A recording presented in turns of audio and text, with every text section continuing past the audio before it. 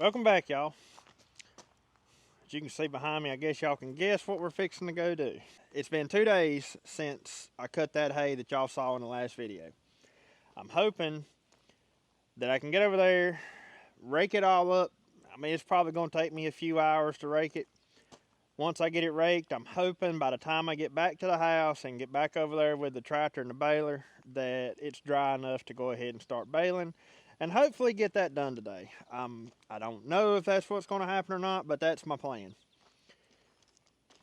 It's going to be the first time trying out the baler with the new belts. It's over there hooked up, ready to go. I won't lie, y'all. I'm a little bit nervous. I think it's going to go good, but I am just somewhat nervous. But we ain't going to know till we get started and try it. I don't expect it to turn out to be like a ton of hay. It's not going to be. Honestly, after knowing what I know now, I really wish I'd have fertilized that this spring. So that will definitely be on the agenda to fertilize it next spring. Because the thing is, except for baling it, you know, now you can bale quicker when you've got less hay, but the rest of the process takes just as long. If it had been thick hay or thin hay, it takes just as long to mow it. Thin hay or thick hay takes just as long to rake it. Like I said, there is a difference when it comes to baling it.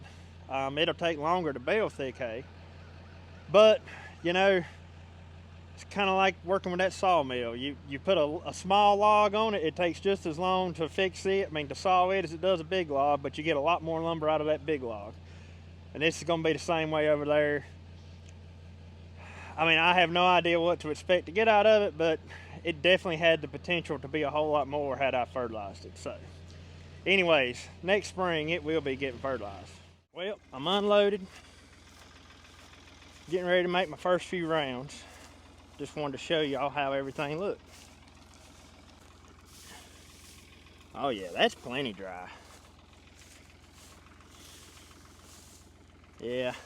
What I typically do, especially in a field like this where it's got all these terraces in it, I make a couple of rounds around the outside edge all the way around the field to bring it into the field, and then I start splitting it up and running with the terrace and everything. Put this thing in gear. We ready to roll.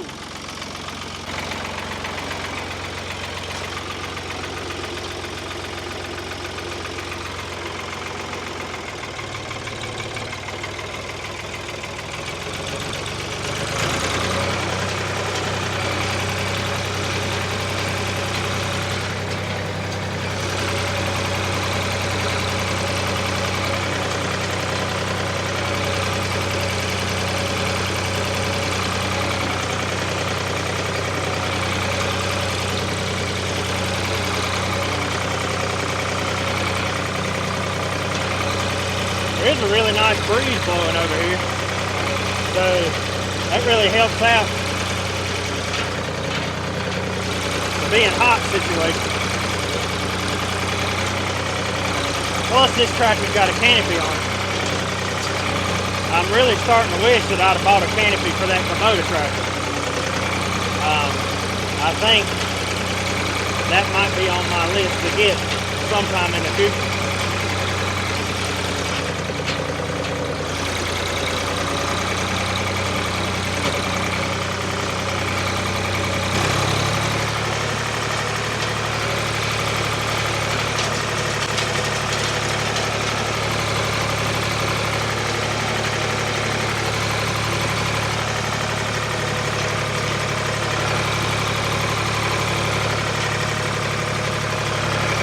This may not be as bad a hay as I thought it was. Rolling up a pretty decent windrow behind me.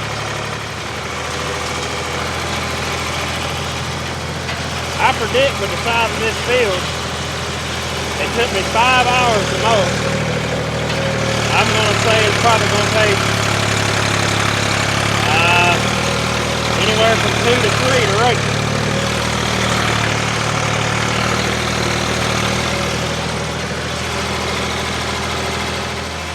But one thing's for sure,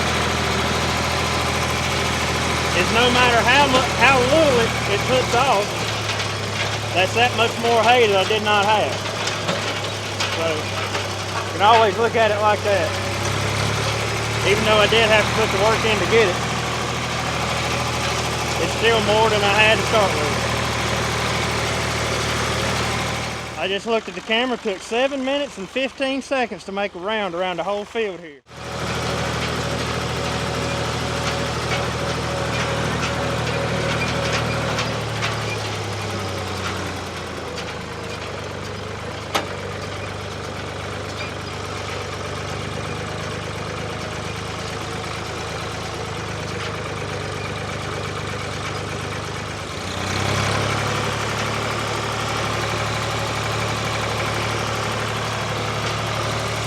I don't know if y'all can tell in that shot right there or not, but I've got that rake mounted to a hitch on the 3-point, and that allows me to be able to pick this rake up and down and go over bumps or rough spots in the field or anything like that. This allows you to be able to go over it without tearing up your rake.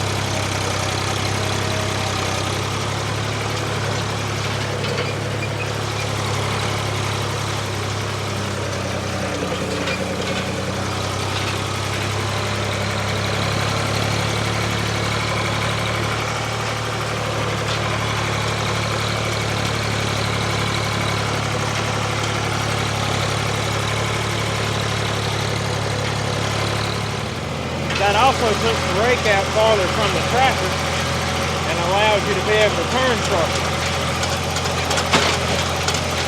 Oh boy, that's a rough spot.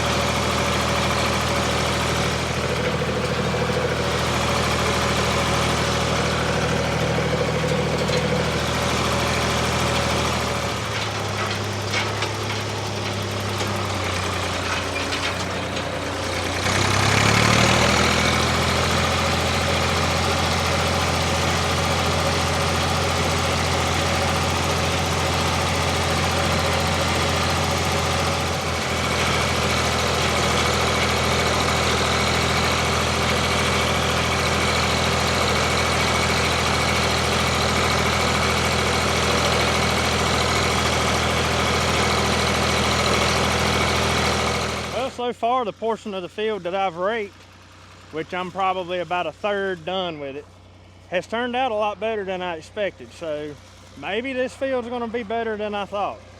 I did kick up, I got a real thick spot right out there next to that blue tarp. I did kick up some green there, and so luckily there is a breeze blowing and the sun's shining. It's cooking out here. I still think it'll be dry enough for me to start baling once I get done raking. Well, with all this talk about hay, I thought I'd go around and show you a couple of ways we're using our hay this time of year. So the first way we use it, if you're new around here, if you ain't, you already seen this, but you know, something to think about. Y'all look how much this has grown since last time I showed it to you. It is coming on with it. One way we use hay is in this garden. We use it as a mulch. We've done hay mulch for the last at least 3 years. It may have been 4. And it works great. One thing you do have to watch out for with using hay as mulch, of course, and I'm sure you've heard multiple people talk about this throughout the YouTube world, is if the hay has been sprayed with certain chemicals to kill weeds. Where we make our own hay, y'all, we don't spray it with anything. Andy, he really does good about trying to catch weeds before they seed out, and in doing that through the years on the hay fields we've been mowing the longest, that has helped tremendously with the weed pressure without having to spray anything. So graze on is a big one, that if that's in the hay, then it will kill your garden plants. And it will mess up your soil for, I think, years, if I understand correctly. But if you want, so my point in that is, if you want to use hay in your garden, just make sure you know your farmer and ask those questions, you know, what that hay's been sprayed with. But this is one way we use our hay we cut. And you can see, I mean, of course I do come through here. I'll see one like this little fella. We'll just pull him on up. There we go. And I just kind of, actually every morning, it's kind of my habit. I walk through these rows, and if I see something, I pull it up. So it's not maintenance free doing the hay like this, but it is better than a mat of weeds that you have to fight all the time on bare ground. And if you're going to use hay, be sure it's thick, because if it's not thick, you just got a little bit on there, and the weeds will they'll push right onto it. So let's mosey on to the cows. With this heat wave, we're doing something a little different with the cows. What? This is what cows do. They mess with stuff. How did y'all pull this from over here? That's what I want to know. So Andy and I, a couple days ago, made the executive decision about the cows with the heat.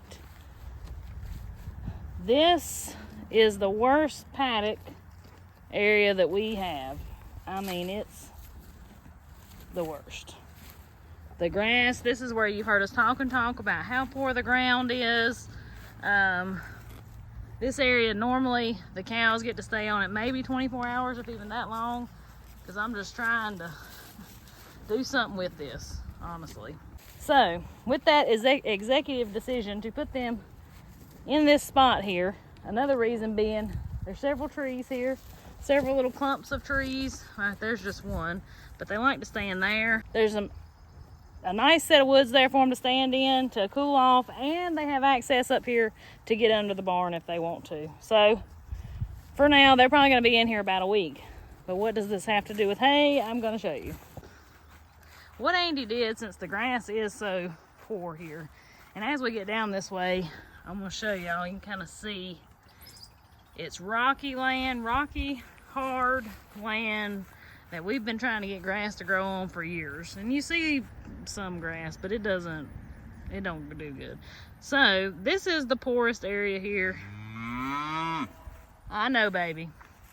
And Andy rolled out a roll of hay for the cows to stand down here and munch on. Luckily, we're blessed to have the little bit of excess hay when we run into situations such as this, that we need to feed it this time of year and not just in the winter. We ran into this last year. The grass dried up and actually died, and we started feeding hay. I think we were feeding hay and feeding it real regular. I want to say it was in July, because all the grass dried up. But so you can see here, he has spread some ashes on here from that brush pile. This rocky mess right here, this is what we're dealing with in this whole little lot here. So Andy's thought process is this will give them something to munch on, and hopefully it'll build up that little spot of land there. Look, see, it's poor as it can be. So we'll see. It'll be an interesting experiment. And the cows, they've been enjoying it. They've been munching on it. Those are a few ways we use the hay.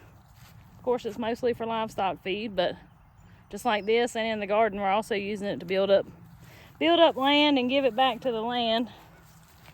And plus these cows being concentrated in this line, I feel like will help too. I don't know. We'll see. Hey, Billy Boo. Let me see my girl. Hey, baby. Hey, baby. I'm sorry, I didn't bring you nothing to eat, though. This is Miss Belle. Y'all don't get to see her a whole lot. Yeah.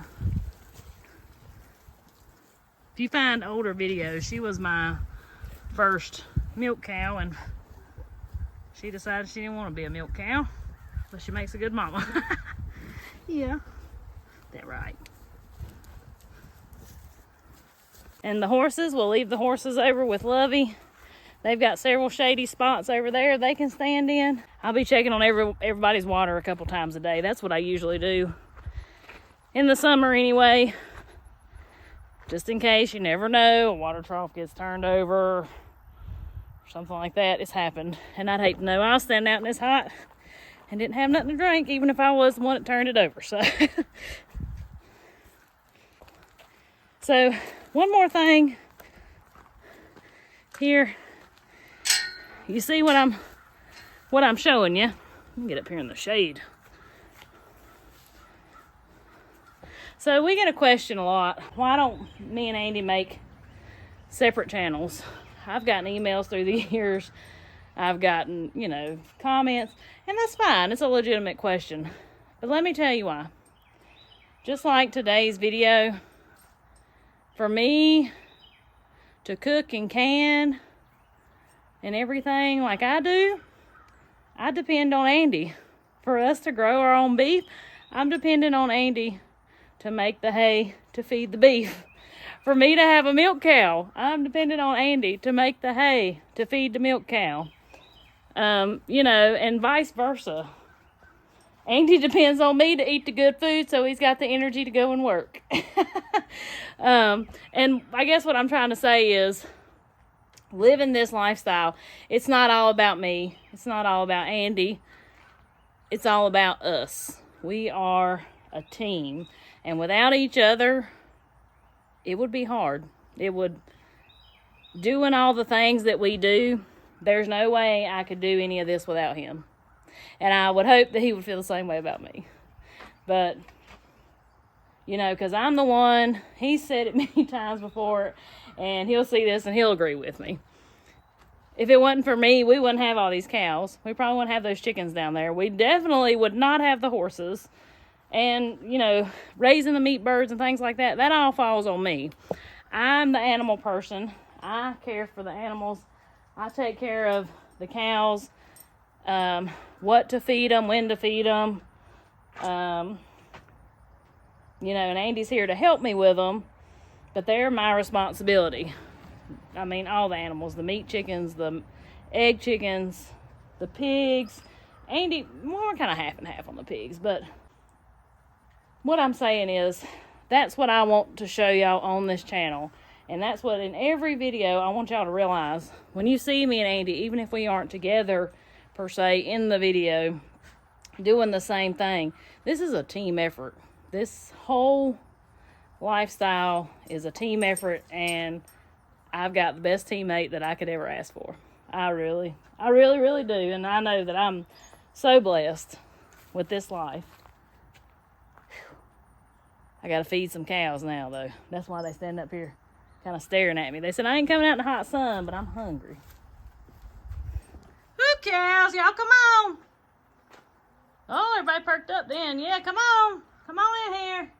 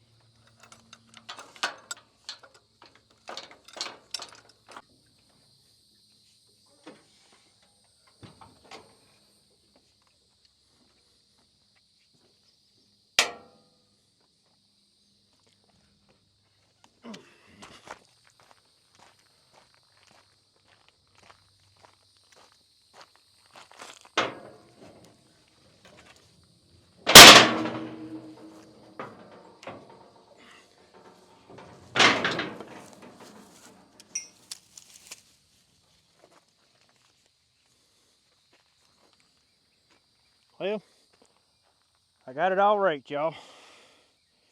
The old Ford done pretty good. Can't complain with them old Ford tractors. They can be half wore out and still probably more dependable than a lot of these, than a whole lot of newer tractors are.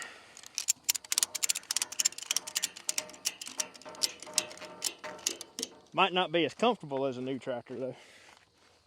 But one thing I can guarantee is they don't drink near as much fuel as a new tractor does.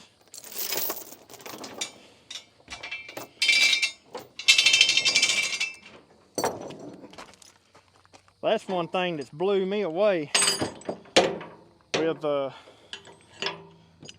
my new Kubota, is with that tractor having the emissions on it. I can't believe how much fuel that tractor drinks.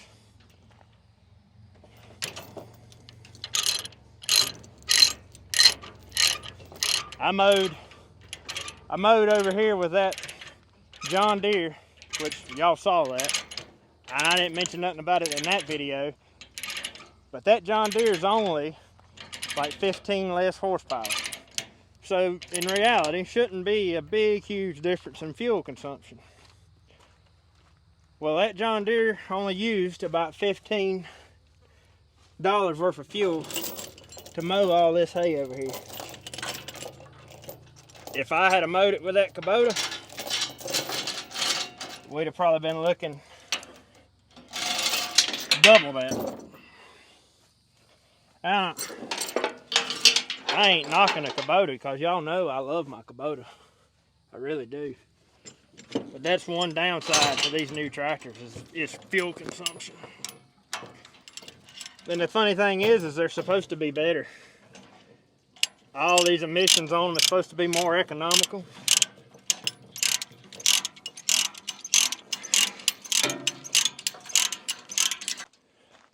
But yeah, the funny thing is they're supposed to be better on fuel.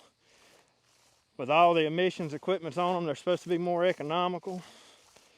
And I'm pretty sure I ain't the only one that'll tell you that that's a bunch of baloney. Anything that's got emissions, like emissions controls on it, like these new diesel engines, they suck fuel compared to the generations before when they didn't have it. But anyways, it's raked. Now we got to get back to the house, see if we can't figure out how to get the Kubota tractor and the baler over here. And what I mean by that is, all along I've had in my head thinking that I can pull that Kubota and the baler up on this gooseneck here. But just recently looking at it, I don't think it's long enough. Let's get back over there towards the house. The hay is actually ready to bale now. I raked all the thick spots first, so that way they'd be kicking over and getting some sunlight on them and some air on them. And I just went around and checked on this last round coming back through the field. Everything looks good. So yeah, as soon as I can get over here, this is ready to be baled. Well, would you look at that? It fit. It's tight, but it fit. Definitely gonna have to fix these ramps with a bar where they'll stand straight up, because I can't have this. I've got rags up there against it so it don't scratch my baler up. But I mean, it's just barely on there. The baler just barely fits, but it's tied down. Shouldn't go nowhere. So luckily I don't have to drive it back over there. Now I just got to get it back over there like this. Sometimes you just got to do what you got to do, I guess. Oh yeah, yeah. Well, it's safer for you, I think, for it to be like this than to drive it. Go through over there. Yeah, go through town, I guess you would say. Yeah, town. I have to go through that town to get to where this field is. And I guess it's nice for all those folks that come up here, but it sure does make it a pain for us who are around here trying to get work done. Right. Having to deal with the traffic and everything else over there. And, you know, people that are not used to farmers don't have the respect. On the way over here, you know, my hay rake. Tractors and things. Well, I had my hay rake hanging off it hangs off both sides of the trailer. I met a car on my side of the road, they were flying, and I just had to dive down on the brakes Because, I mean, if not, he'd have had a busted windshield because he'd have hit my hay rake just close. You know, he was over on my side. But that's just... way it goes. That's just how it is, yeah. So don't be one of those people. Yeah, if you do visit different towns, make sure you pay attention for the guys there trying to get some work done. Yeah, there you go. All right. That's a good looking outfit. You look like a professional hay farmer. Well, maybe I will be one day. I'm going to want to be right now. Oh my God. All right, I got to get back over there and make sure this thing ain't going to fly all to pieces this time. All right. Here goes nothing.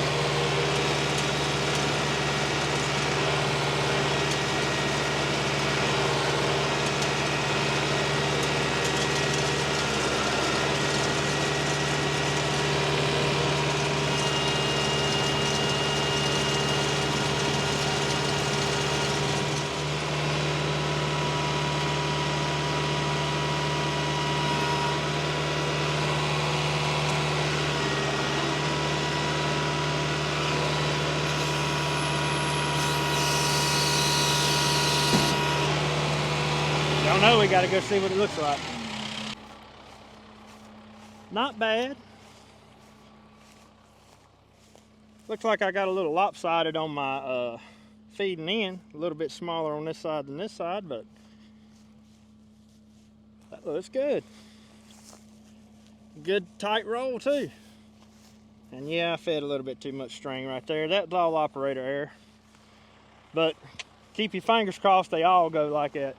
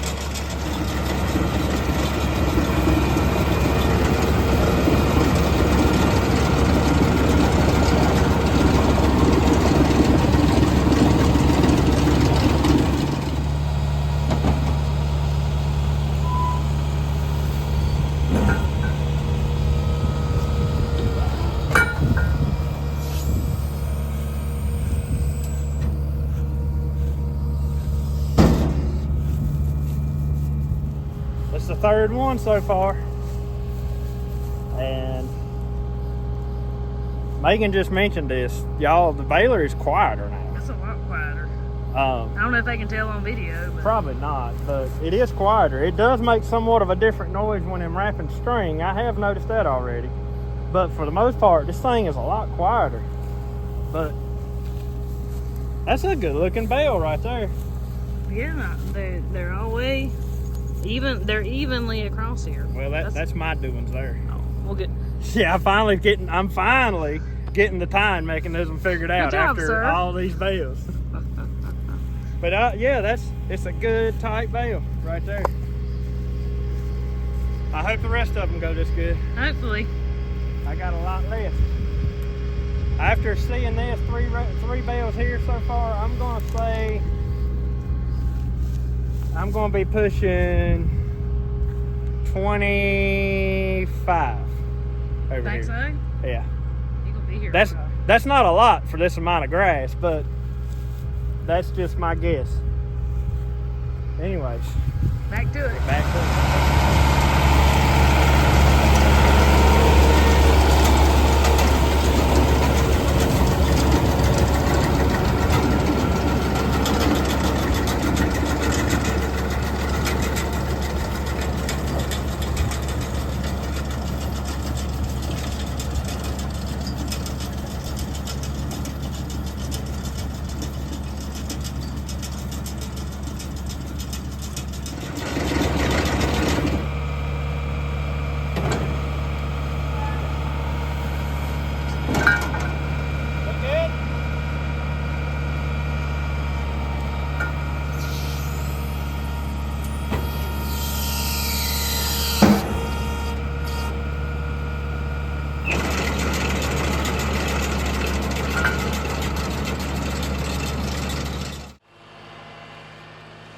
I'll tell you, everything's still going good. I don't want to talk too much good about it just yet though. Let's see, we're setting it currently 13 bales. But what I'm running into is I've got to learn to quit making my windrows so wide. I'm leaving streaks of hay because this thing has such a narrow pickup that I'm making my windrows too wide, and so it's not picking the whole thing up. So I got to learn to quit doing that. I'm used to raking hay for Daddy's big baler, and it's got a really wide pickup on it. And so I gotta keep telling myself to quit that. I gotta slack up on them just a little bit. So far, 13 bales, and all of them look pretty good. I am real happy with what I've got so far. So I guess I'm gonna keep on trucking.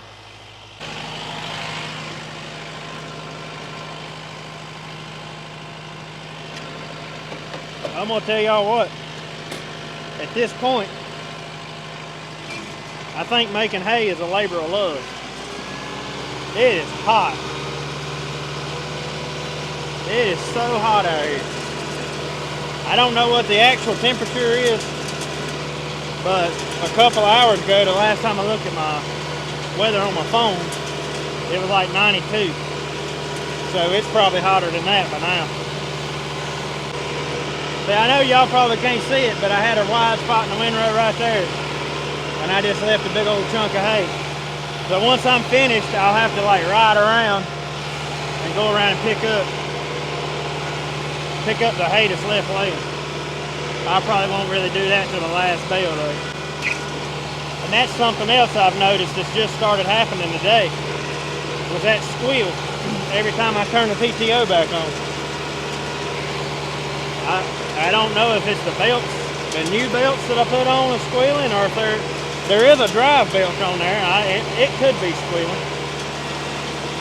But I think once I get through today, I'll have to look into that just to make sure everything looks good. The belt could just be wool.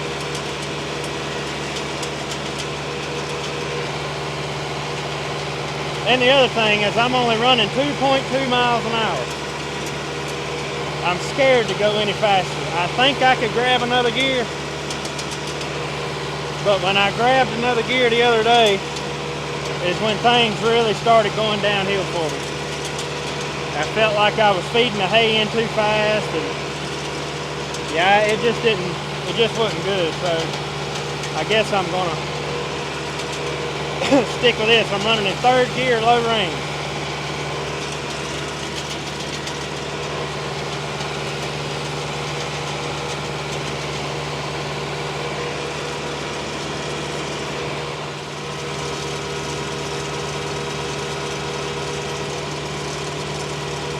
I think with that baler my daddy has, I believe he bales on up about 5-6 miles an hour, maybe even faster than that.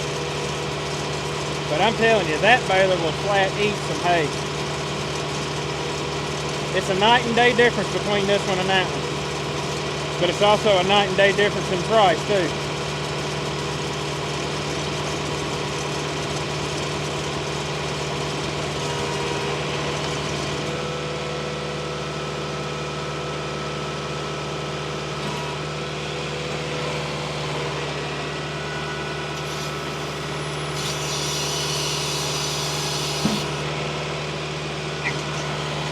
I know y'all probably wonder, my experienced hay balers that's watching this, my experienced hay baling people, why I keep cutting the PTO off every time I dump a bale.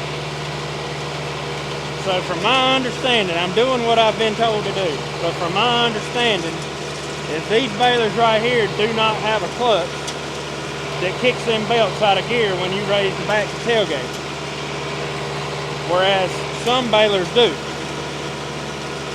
So I have to kick the PTO out of gear myself. I was told that by a guy who bought one of these brand new way back whenever they were selling them brand new. And the dealer told him to cut the PTO off every time he opened the tailgate. So that's what I do. But as much trouble as I've had with these belts, y'all know what I've went through. I ain't taking no chances. I'm gonna cut them off. Well, we're down to the last windrow.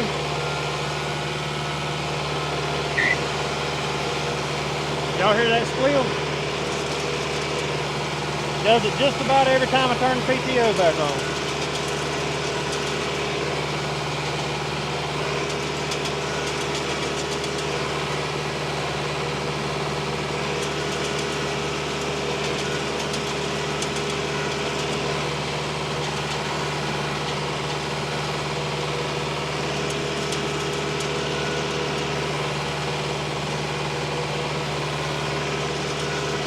You know, I'm sure there's a whole lot of people that's wondering why in the world I even want to fool with making hay. Because it's hot, stuff breaks down.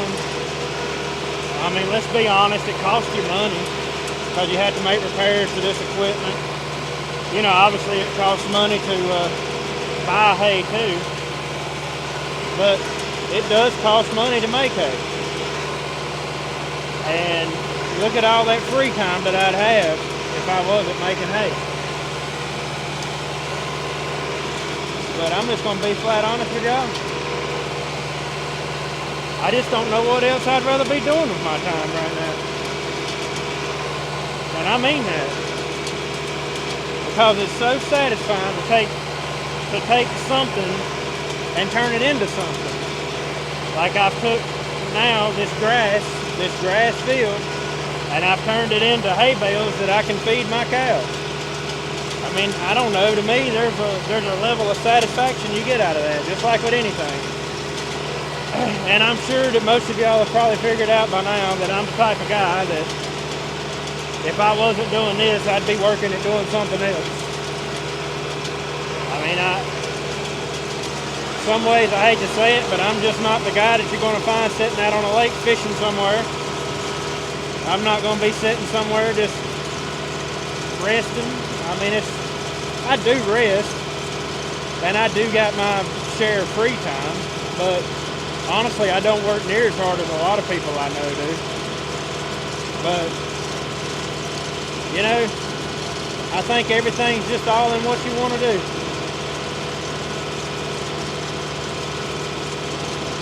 I have enjoyed every minute I've been out here today. Don't get me wrong though, I am hot.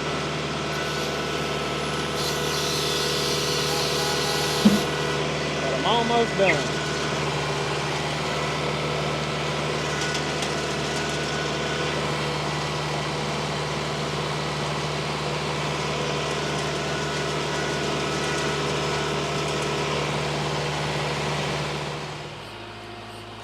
Well, that's it.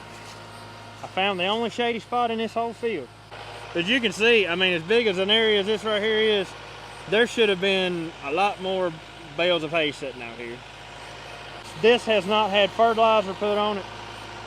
I do believe I will fertilize it next spring.